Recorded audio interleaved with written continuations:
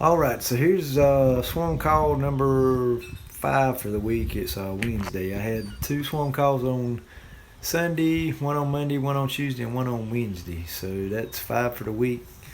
Hopefully, I'll keep getting these swarm calls.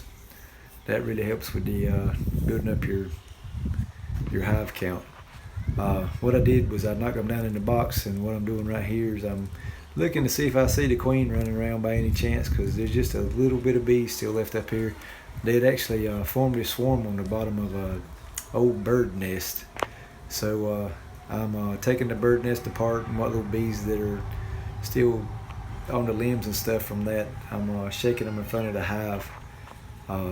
Right here I'm taking just a frame with foundation in it, and I'm just shaking the tree and trying what little bees fall on that. I'll take them and stick them down in front of the hive.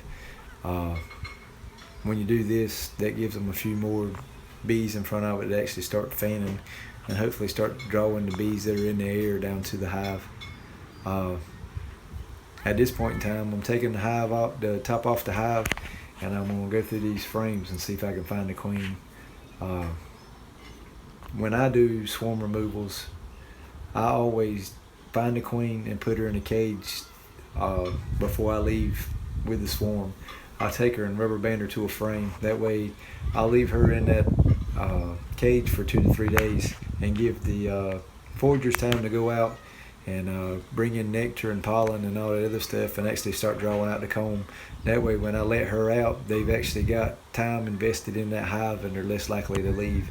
I've had them actually abscond when I didn't do this. So since I've started doing this, I have not had any bees leave after I put them in the box.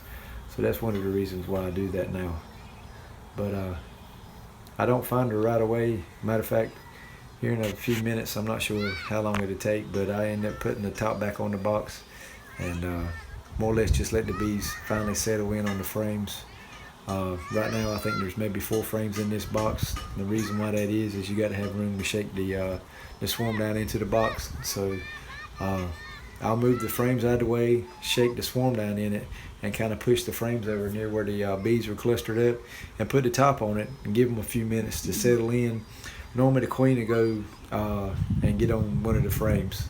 I have caught them a couple of times on the side of the box and even on the top of the box, but most of the time if you'll leave them for maybe 3 to 5 minutes, they'll actually go and get on one of the frames. If you've got drone comb on one of your frames, you're better off because she'll normally get on that one. So I'm just looking for her right now. Alright, right here what I'm doing, I'm just more the same. I'm shaking bees off on that frame with foundation, and now I'm just putting it down in front of the hive. That right there just puts the bees in front of the hive, and it actually gets more fanning, trying to help pull more bees out of the air. I'm going to take my little spritzer here, spray bottle with sugar water in it, and I'm going to spray the few bees that are on this tree. It just coats them and keeps them from flying, which helps get them in the box. I'm just checking now to see the bees fanning in front of the box. Alright, right here we're just showing you the bees are fanning. If you'll notice, these bees right here with their butts in the air, they're just fanning, and what they're doing there is just pulling the pheromones from the queen out of the hive and putting it in the air, and it's telling all the other bees, hey, the queen's in here, this is where we need to be at. Alright, what we got here now is the queen is in the clip. I found her on one of the frames, so I put her in this queen clip. This queen clip here, the queen can't get out, but the workers can go in and out, and I'll take this queen clip and I'll put it on a rubber band and put it on one of the frames and put her in the middle of the hive. I'll leave her in the hive for 2 to 3 days in that queen clip. That way she can't get out. I've got now where I use plastic foundation for where I put my queen clip at. That way when I take her out after 2 days, I don't rip my wax foundation in two. Now what we got here is I've put my hive up on my ladder and got it a little bit closer to where the swarm was at, and that way I can get more bees coming into the hive. That way they don't have to fly down to the ground. You can see that the bees are still fanning and all that other good stuff. When you do you will get probably 95% of the bees. You will never get them all. I never, ever vacuum a swarm, because if you kill the queen in the swarm, then you went out there and wasted your time and destroyed a colony for nothing. So I hope y'all enjoying the videos.